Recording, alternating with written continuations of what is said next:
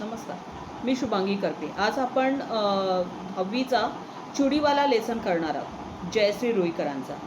या पाठामध्ये कुष्ठरोग्यांची सेवा दाखवली आहे, त्यांची वसाहत दाखवली आहे आणि डॉक्टर शिवाजीराव उर्फ दाजीसाहेब पटवर्धन यासाठी आपल्या वसाहत चालवण्यासाठी खूप प्रयत्नशील असतात आणि त्यातल्या त्यात छोटंसं काम करणारा हा अब्दुल चं स्वतःचं बांगडीचं दुकान असतं आणि बांगडीचं दुकान असूनही अब्दुल अशा ठिकाणी ज्यांना लोकांनी कुष्ठरोग झाल्यामुळे ज्यांना लोकांनी आपल्यातून काढून टाकलेलं आहे, असे जी काही लोक आहेत त्या लोकांना अब्दुल जाऊन ज्येष्ठ पौर्णिमा म्हणजे आपली वटपौर्णिमा आणि संक्रांतीला जाऊन बांगडी भरण्याचं काम अब्दुल करत असतो. पण त्या बांगडी भरण्याच्या मागे अशा लोकांना बांगडी भरण्याचं काम अब्दुल कशा प्रकारे करतो हे या धड्यामध्ये दिलेलं आहे.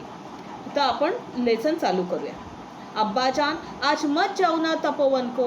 तपोवन कशाला म्हटलेलं आहे तर त्या कुष्ठरोग्यांच्या भूमीला तपोवन म्हटलं. ज्या लोक असा समाज जो आहे, समाजाने अशा लोकांना जो बाहेर काढलेला, आपल्यातून बाहेर काढलेला आहे, त्यांना सांभाळण्याचं काम हे दाजीसाहेब करत आहेत. तर आपण सुरुवात करतो. क्यों बेटे जाने दे अनवर. काही बोलून फायदा आहे क्या. म्हणजे कुछ बोल के फायदा है क्या. आजचा दिवस म्हणजे त्यांच्यासाठी पर्वणीचाच. मीन्स आज के दिन उनके लिए पर्वणी मीन्स गोल्डन चान्स. असं एवढं काय आहे त्या तपोवनात कोण जाणे. इतना क्या है उस तपोवन में क्या जाने. अब्दुलची बायको शन्नू नाराजीच्या सुरात आपल्या मुलाची समजूत काढत होती. जे अब्दुल की वाइफ थी शन्नू, वो अपने बच्चे को खुद नाराज थी और अपने बच्चे को वो समझा रही थी. मी लवकरच येईन बेटा. मग अब्दुलने आपल्या मुलाला सांगितलं मी लवकरच येईन. आपल्या वडिलांचे बोलणं ऐकून अनवर खेळायला निघून गेला. अनवर खेळायला गेला. आज संक्रांत, आज मंगळवार. कितीतरी बायका बांगड्या भरायला आणि देवीच्या दर्शनाला येतील आणि आपलं दुकान बंद. आज संक्रांत है. अब्दुल की बायको बोलते आज संक्रांत है और सब लोग लेडीज आज बांगड़ी भरने के लिए, संक्रांत के दिन के लिए बांगड़ी भरने के लिए आ जाएंगे और अपना दुकान तो बंद होगा. आणि अब्दुलच्या दुकानाच्याच बाजूला रघुभैयाचं दुकान असतं. रघुभैयाचा धंदा तेजीत चालणार आणि उद्या लगेच नवीन वस्तू येईल रघुभैयाच्या घरात आणि तुम्ही जाऊन बसा त्या तपोवनात और आप जाके उस तपोवन में जाके बैठो. शन्नू चुप बेट अभी, असं अब्दुल म्हणाला. एका हातात बांगड्याची पेटी आणि एका हातात पिशवी घेऊन अब्दुलने पायात चलपत सरकवल्या मीन्स उसने चप्पल डाला. हे बघा, रस्त्याने कोणी भेटलं तर सांगू नका तपोवनात जातो म्हणून. धंद्यावर परिणाम होतो याचा, समजलं. मीन्स आपको कोई भी रास्ते में पूछा कि कहाँ जा रहे हो तो तपोवन में जा रहे हो ऐसे मत बोलना, ऐसे शन्नू ने अब्दुल को बोला. अब्दुलने एक बार तिच्याकडे बघितलं. एक बार मीन्स एक बार, एका वेळेला असं तिच्याकडे बघितलं. तिच्या डोळ्यातला क्रोध त्याच्या परिचयाचा होता. परिचय पहचान का मीन्स वो जानता था. क्रोध मीन्स गुस्सा, राग येणे. तो वो उसको पहचान वाला था कि हमेशा मैं जाने के लिए निकलता हूँ और उसको गुस्सा आ जाता है. पण तिच्याकडे बघून आज त्याला तिचा आज राग नहीं आला की वाली. उसको आज गुस्सा नहीं आया पर उसकी उल्टा दया आई की है ना, दया. अब्दुल बस स्टॉपवर आला. अनेक ठिकाणी उसवलेल्या स्वेटरमधना थंडी चांगलीच जाणवत होती. अब्दुल का जो स्वेटर था वो हर जगह पे फटा हुआ था तो उसको बहुत ठंडी लग रही थी. बस आली. बांगड्यांची पेटी आणि पिशवी सांभाळत अब्दुल बसमध्ये चढला. उसने वो बांगड़ी का पेटी और थैली संभाल के वो बस में चढ़ गया. अगदी खिडकीजवळ बसला. मीन्स खिडकी के पास जाके बैठा. पेटी अलगद उचलून त्याने आपल्या मांडीवर ठेवले. उस पेटी को उठा के अपने गोदी में रखा. गर्दीत कुणाचा धक्का लागला तर मीन्स गर्दी में किसका धक्का लगा तो. लाल, हिरव्या, निळ्या, रंगीबेरंगी बांगडींकडे मोठ्या कौतुकाने त्याने बघितलं. मीन्स बहुत कौतुक से वो देख रहा था. बस सुरू होताच थंडगार वाऱ्याचा झोत अधिकच त्रासदायक वाटू लागला. मी जैसे बस चालू हुई तो ज़्यादा ठंडी उसको महसूस होने लगी. अब्दुल ने मफलर कानाला घट्ट लपेटून घेतले. मीन्स उसने मफलर खुद को लपेट के रखा. जिल्हा अधिकारी कचेरीजवळ पाऊण बस रिकामी झाली. मीन्स बस खाली हुई. तपोवनाकडे कोण जातोय कशाला. उस तपोवन में क्यों कोई जाने के लिए तैयार होता. जेमतेम 5-6 उतारू राहिले बसमध्ये. मीन्स 5-6 लोग बस में रह गए. तपोवनाच्या त्या गोलार कमानीकडे अब्दुलचे लक्ष गेले. मीन्स हम लोग एंट्रन्स बोलते ना, वहाँ पे अब्दुल का ध्यान गया। गेल्या 6 महीन्यात केवढी फुलली आहे तिच्यावरती वेल, मीन्स उसमें वो जो वेल था जैसे मनी प्लांट जैसे होती है वैसे था, वो बहुत बड़ी हो गई थी। मागे आलो तेव्हा जेमतेम हातभर होती, हे पिछले बार आया तो हातभर मीन्स इतनी सी थी। अब्दुल गेट जवळ आला आणि लहान लहान मुलीने एकदम गलका करायला सुरुवात केली। गलका करणे, गोंधळ करणे मीन्स आवाज करणे। जैसे अब्दुल गेट के पास आया तो सब बच्चों ने आवाज करने के लिए शुरुआत की। चुडीवाला आला। आंब्याच्या झाडाखाली बसलेला चौथर अब्दुल बसला आणि क्षणातच सारा कामधंदा सोडून स्त्रियांची गर्दी अब्दुलच्या आजूबाजूला जमली। एक आम के पेड़ के नीचे अब्दुल बैठा और अपना काम धंदा सब छोड़ के सब लोग अब्दुल के आजूबाजू में जमा हुए। त्या लाल रंगाच्या मला, हिरव्या मला, चुडीवाला माझ्यासाठी आरसा आणला। मागच्या वेळी मी सांगितलं होतं ना, मैंने आपको ये बोला था ना, वो बोला था ना, ऐसे सब लोग बोलने लगे। अब्दुलला आजूबाजूला गर्दी झाली आणि गोंधळ सुरू झाला। प्रत्येकीला प्रथम बांगड्या भरायच्या होत्या। हर एक को पहिली बांगडी भरना था। अब्दुल एकेकीच्या हातात बांगड्या भरू लागला। अब्दुल एक के हाथ में बांगड़ी भरने लगा। त्याला हव्या तशा में जैसे उनको चाहिए वैसे, हव्या तशा में चाहिए जैसे, त्यांच्या मनपसंद त्यांच्या बांगड्या भरणं म्हणजे एक दिव्यच। आपको मैंने जैसे बोला कुष्ठ रोग था तो उनके हाथ में बांगड़ी भरने के लिए बहुत मुश्किल होती थी, पर अब्दुल वो काम आराम से करता था। पण अब्दुलला ती कला साधली होती, मीन्स अब्दुल को वो आती थी। बांगड्या भरल्यानंतर त्यांच्या चेहऱ्यावरचा आनंद अब्दुलला लाख मोलाचा वाटे। लाख मोलाचा वाटना मीन्स अनमोल वाटना। जैसे अब्दुल उनको बांगड़ी भरता था तो अब्दुल के लिए वो खुशी बहुत बड़ी खुशी होती थी। 2-3 तास बांगड्या भरण्याचा कार्यक्रम सुरू होता, मीन्स 2-4 घंटे ये सब काम चालू ही रहता था। साऱ्या तपोवनातील तो एक आनंदाचा आणि उत्साहाचा चैतन्य मीन्स उत्साह दिवस। आवाज, गडबड, गोंधळ, चेहऱ्यावरचा आनंद, सारे वातावरण निर्माण करणारा चुडीवाला अब्दुल म्हणजे तपोवनातील स्त्रियांना, मुलींना अगदी देवदूतासारखा वाटे। मीन्स ये जो अब्दुल है वो वहाँ के तपोवन के जो लेडीज़ थे या जो भी छोटी छोटी बच्चियाँ थी उनके लिए भगवान का दूत जैसे लगता था। देवदूत मीन्स भगवान ने भेजा हुआ दूत ऐसे। वर्षातून 2दा संक्रांतीला आणि ज्येष्ठ पौर्णिमेला, वर्षातून 2दा मीन्स 2 टाइम, साल में 2 बार। संक्रांत मीन्स आपको मालूम है, ज्येष्ठ पौर्णिमा मीन्स वट पौर्णिमा। तपोवनातील स्त्रिया चुडीवाल्याची आतुरतेने वाट पाहत आणि अब्दुललाही तो आनंद बघून विलक्षण समाधान लागे। कि जैसे तपोवन की जो औरत और लड़कियां थी वो तो उस दिन की राह देखती थी और अब्दुल को भी वो बहुत अच्छा लगता था आना। असेच काही दिवस गेले। एक दिवस रघु भैया आला, त्याच्या हाती पोस्टमैन ने दिलेले पत्र होते। एक दिन अब्दुल के घर पे रघु भैया आया और उसके हाथ में कुछ लेटर था। अब्दुल मियाँ, तपोवन से चिट्ठी आई है आपको?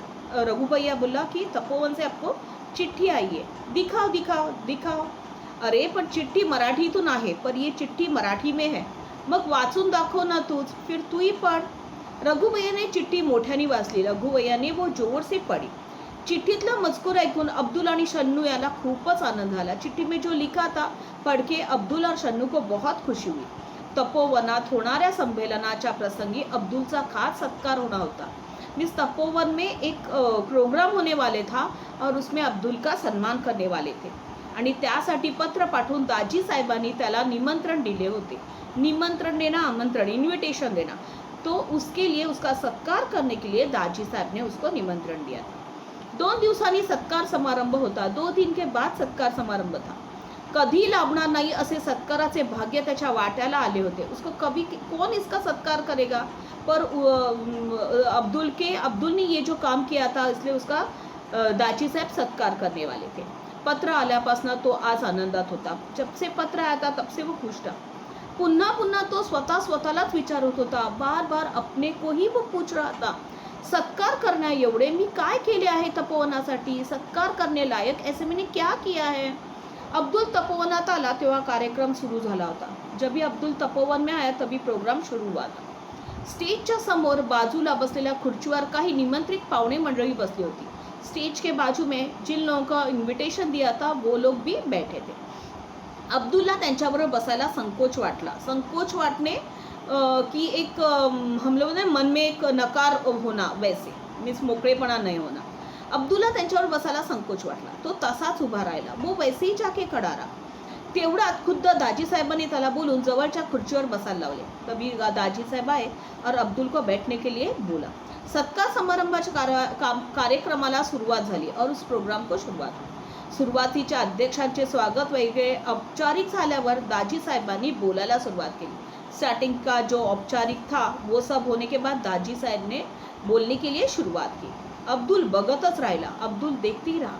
84 वर्षाचा वृद्धाचा ताटपणा, 84 एज का जो बूढ़ा आदमी था, ताटपणा मीन्स एकदम स्ट्रेट, बिना झुके हुए ऐसे. उंच सडसडीत मीन्स एकदम हाइटेड, सडसडीत मीन्स पतला, देह अष्टी, देह मीन्स शरीर, उनका वैसे शरीर था. तेजपुंज चेहरा, एक तेजस्वी तेजपुंज चेहरा था. चेहरा मीन्स फेस. गौरवर्ण मीन्स पांढरा या गोरा रंग, पांढरे स्वच्छ धोतर और उन्होंने वो एकदम व्हाइट कलर की धोती पहनी थी. त्यावर बंद गळ्याचा कोट और ऊपर का कोट जो पहना था वो बंद गले का था आणि डोक्याला केशरी फेटा उन्होंने पहना था. या वयातही आवाजात खणखणीतपणा, इस एज में भी उनके आवाज में एकदम स्पष्टपणा, खणखणीतपणा मीन्स, आणि बोलण्यातही एक रुबाब था. त्यामुळे अब्दुल भारावून बघत होता. भारावून जाणे मीन्स खुद को भूल जाना, स्वतःला विसरणे, ऐसे अब्दुल देख रहा था. दाजी साहेब बोलत होते और दाजी साहेब बातें कर रहे थे. रामानं सेतुबंधन केलं पण त्यासाठी अनेकांचा हातभार लागला. मीन्स जब ये राम सेतुबंधन कर रहा था तो बहुत सारे लोगों ने उसको लगाया था. हातभार लगाना, मदत करना. अगदी लहानशी खार, पण तिनं सुद्धा आपल्या शक्तीप्रमाणे सेतुबंधनाला मदत केली. तशीच मदत या तपोवनासाठी देणारी काही व्यक्ती आम्हाला सुदैवाने लाभल्या आहेत. मीन्स ऐसे लोग हम लोग को मिले हैं तपोवन बनाने के लिए. संक्रांतीला आणि ज्येष्ठ पौर्णिमेला बांगड्या भरण्याचा प्रस्ताव जेव्हा समोर आला होता तेव्हा अनेक बांगडीवाल्यांना भेटून इथे येण्यासाठी विनंती केली. जब ये हम लोगों ने प्रस्ताव रखा तो मैंने बहुत सारे बांगड़ी वाले को विनंती की, रिक्वेस्ट किया कि यहाँ आने के लिए, पण कुणी माझ्या विनंतीचा स्वीकार केला नहीं. पर किसी ने हाँ नहीं बोला यहाँ आने के लिए, कुष्ठ रोगों को बांगड़ी पहनाने के लिए. अब्दुल मियाँनी मात्र स्वतःहून येण्याचे आश्वासन दिले, एक विश्वास दिया. अब्दुल मियाँ ने खुद आके एक विश्वास दिया आणि दरवर्षी न चुकता अब्दुल मियाँ इथे येतात और हर साल वो बिना रुके या बिना कभी दिन ऐसे नहीं गया कि वो नहीं आए, वो हमेशा हर साल आते. येथील भगिनींच्या जीवनात आनंदाचा वर्षाव करतात. यहाँ पे जो औरत और बच्चे हैं उनके लाइफ में एक आनंद खुशी देते हैं. वर्षातले 2 दिवस तपोवनात अतिशय आनंदाचे आणि उत्साहाचे असतात. ये 2 दिन तपोवन के लिए बहुत उत्साह के होते हैं. कुठलाही मोबदल्याची अपेक्षा, मोबदला, भरपाई, पैसे अपेक्षा न करता अब्दुल मियाँ न बोलवता दरवर्षी येतात. हर साल वो यहाँ पे आ जाते. तपोवनातील स्त्रिया, मुलीबाळी यांच्या येण्याकडे डोळे लावून बसलेल्या असतात. डोळे लावून बसणे म्हणजे वाट बघणे मीन्स वो राह देखते की कभी आ जाएंगे अब्दुल मियाँ. अब्दुल मियाँचे समाजकार्य ही मानव सेवा खरोखरच फार मोठी आहे, अनमोल आहे, जिसका मोल नहीं कर सकते ऐसे अनमोल. आणि म्हणूनच आज मी त्यांचा सत्कार करण्याचं ठरवले आहे. इसलिए मैं आज उनका सत्कार करने के लिए मैंने सोचा है. तेव्हा त्या सत्काराचा स्वीकार अब्दुल मियाँ ने इथे येऊन करावा. उनका जो स्वीकार है वो अब्दुल मियाँ ने यहाँ पे आके करे, ऐसे वो बोलते. अब्दुल स्टेजवर चढला और अब्दुल स्टेज पे चढा. दाजी साहेबांनी फुलाचा गुच्छ आणि तपोवनातील लोकांनी तयार केलेली सुंदर फुलदाणी त्यांना दिली. टाळ्यांचा कडकडाट झाला. अब्दुल अतिशय भारावून गेला. भारावून जाणे, प्रभावित होणे. त्यांनी चटकन दाजी साहेबांच्या पायांना स्पर्श केला. पायांना स्पर्श करणे, नमस्कार करणे. बराच उशीर झाला होता, बहुत उशीर हुआ था. अमरावतीतून आलेली निमंत्रित मंडळी मोटारीतून जाणार होती. जो भी लोग आए थे वो मोटर गाड़ी से जाने वाले थे. दाजी साहेबांनी अब्दुलला त्यात बसवलं. दाजी साहेबांनी अब्दुल को भी उनमें बिठाया. मोटर धावत होती और मोटर चल रही थी. अब्दुल विचार करत होता, आज चन्नूला आणायला हवे होते. उसको लगा कि आज चन्नू को दिखाना चाहिए था. तिचा गुस्सा तरी कमी झाला असता. आकाशात अष्टमीचा चंद्र हसत होता. आकाश मेघरहित निळ्या नितळाईने नटलं होतं. मीन्स एक भी क्लाउड नहीं था, एकदम क्लीन आकाश था. वातावरण अंतर्बाह्य प्रसन्न होतं. अंतर्बाह्य मीन्स अंदर से अब्दुल भी खुश था और बाहर से वातावरण भी बहुत अच्छा था. अंबादेवीच्या चौकात मोटर थांबली. अब्दुल खाली उतरला, घरी आला. अब्दुल येता छन्नू उठली. अब्दुल आने के बाद छन्नू उठली. थाळी चपाती आणि वांग्याची भाजी घेऊन तिने थाळी अब्दुल समोर ठेवली. अब्दुल एखाद्या अपराध्यासारख्या कुछ गलत काम किया ऐसे अपराधी उसको बोलते हैं. मान खाली घालून जेवू लागला. क्यों नहीं खाएगी? नहीं, जी नहीं चाहता खाने को, असं शन्नू बोलू. अनवर जेवला. फिर उसने बोला की बेटे ने खाना खाया. जेवला पण खिम्यासाठी हट्ट धरून बसला होता. अब्दुलच्या हातातला घास हातातच राहिला. घास मीन्स निवाला. बस वो खा ही रहा था पर उसके हाथ में वैसे ही रह गया. एकाएकी जेवणावरची इच्छाच मरून गेली. मीन्स उसका मन ही हो रहा था. तोंडात घास घोळू लागला. कितींदा सांगितलं धंदा सोडून दूसरा धंदा सुरू करा, पण वापस उसकी वाइफ उसको बोलती है कि नहीं, कितनी बार बोला है कि ये धंदा कि आप छोड़ दो और दूसरा धंदा चालू करो. शन्नूचे पुढचे बोलणे अब्दुलने ऐकलेच नाही. तो चटकन उठला, हात धुवून अनवरच्या शेजारी येऊन पडला. शन्नूचे बोलणे त्यातला शब्द न शब्द त्याला पाठ होता. उसको अच्छी तरह से वो बार बार बोलती थी, उसको अच्छी तरह से मालूम था. कितींदा तरी ती तेच बोलून झाले होते. वो हमेशा वही बातें करते थे. नवीन धंदा, भांडवल नको, भांडवल मीन्स पैसा. कुठून आणणार, कहाँ से लेके आएंगे. तो थोडासा जोराने पण शन्नूला ऐकायला जाईल अशा आवाजात बोला. वो जोर से पर शन्नू को सुनाई दे इतने आवाज में उसने बोला. पण भांडवलापेक्षाही त्याला अब्बाजानपासना चालत आलेला बांगडीचा धंदा सोडवत नव्हता. वो उसका पीढ़े न पीढ़े चालू आने वाला धंदा था. उसको छोड़ना नहीं था. नवरात्र संपलं, त्यात धंदा चांगला झाला. लोक आता दिवाळीच्या तयारीला लागले होते. रघुबैयानं दुकानाला रंग देण्याचे काम काढले होते. अब्दुल दुकानात आला. त्याचा चेहरा उदार दिसत होता. अब्दुल रघुबैयाच्या दुकानात आला तेव्हा त्याचा चेहरा उदास दिसत होता. उदास होणे, दुःखी होणे. रघुबैयाने त्याला आवाज दिला, क्यों आज दुकान नहीं खोलता. नाही रघुबैया, हे तपोवन आता दाजी साहेबांच्या हाती राहिलं नाही. इस अभी ये तपोवन दाजी साहेब का नहीं रहा. हे कळलं तेव्हापासना मन नाही लागत धंदा करायला. तब से मेरा मन ही नहीं लग रहा है कि धंधा करने के लिए. आता तपोवनचं काय होईल रे रघुबैया. अभी तपोवन का क्या होगा. केवढी मोठी वसाहत, कितने लोग वहाँ पे रहते थे, कितने रोगी थे.